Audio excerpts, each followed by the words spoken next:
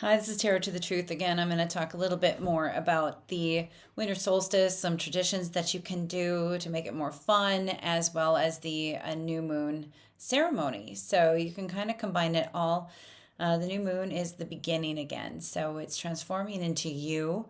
So we kind of keep doing it, keep working on that sequence, and each time of the year is a little bit different. The winter solstice is the end of the entire year, so you're joining me at a very pivotal point, and hopefully, we've been learning the spiritual practices. And I'll try to review at each of these quarterly changes, like we're in right now, some of the specialty things that you can do. So, I wanted to first start with a quote by Dr. Carl Jung. I love this psychiatrist who looks outside dreams, who looks inside awakens. That's what we're trying to do. Transforming, we're awakening our inside. We do not want to sleepwalk through the world anymore. We are on the awakening. So, as you know, the new moon means there's no moon at all. And I never really thought about it. I've always been into astrology, but I've never really watched the cycle of the moon. I just started doing that probably about 6, 7 years ago and really paying attention. I went on a pilgrimage to a graveyard at midnight on a new moon once, and it was so inky black that my cell phone light did not light my way through out in the middle of nowhere. So, lesson learned, no moon. If there's no stars, there's no light. So you're coming out of the darkness, really, for the new moon and starting over. So again, it talks during this week. We talked about being caught up, especially the winter solstice reading was about not being caught up in your mind. Remember, it was the chariot upside down, but balancing that out. And you cannot think about these physical sensations. You have to feel and listen to your emotions, give them space and let them go. But you have to feel your way through it. There's no way out of emotional turmoil by thinking about it, by ruminating on it, by shoulding yourself. You should not tell yourself what you should do. Those are all negative. You have to feel your way through the turmoil, sit with it, and release it. You can't hold it in and ignore it. It's going to come out in some way physical. It's going to be a disease. So if you're imbalanced, you get sick. And this winter season, we don't want to get sick or give our power away to doctors who need to medicate us. These are not things that we want to do.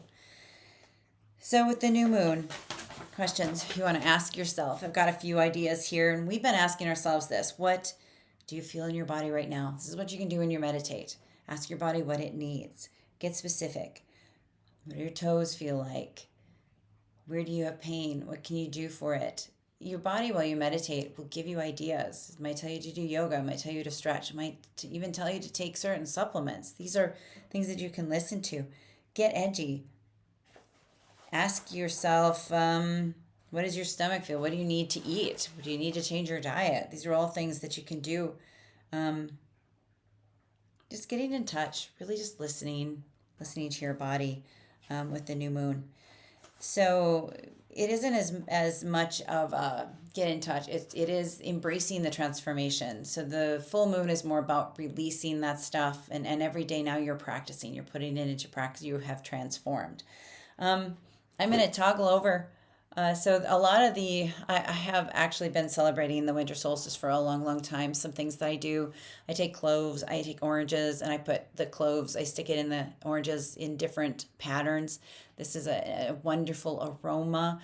I do this at the end of the Christmas season with my real tree. I will, I have a desire to put it outside. I'm not a good bird feeder, but to take pine cones and to fill them with bird seed, or to hang decorations on an evergreen tree with food for the birds, for the wild turkeys, for squirrels, if that's what you have, if you're in town. But doing some sort of a decoration for feeding the animals outside. This is a part of the winter solstice practice. Other things that you can do is sitting around by the fire, candlelight outside. They call it wassail. I do have a winter, I have said I'm of Swedish descent, so the joy of the hig, however you want to say it, has a lot of fruit punches. really the favorite though is the mulled wine. So something hot, something mulled. So using the cloves, you see the orange there with the cloves in it. That is a part of the winter solstice practice. And then with all of the herbs and the cinnamon sticks, that's what you want to do. You either want to mull a wine or mull a cider. And again, you see that they've got the cloves in and the cloves in the fruit. So that is a practice. Hopefully this helps you to have more fun with the winter solstice. And this is Terror to the Truth. And I look forward to talking to you over the Christmas holiday weekend.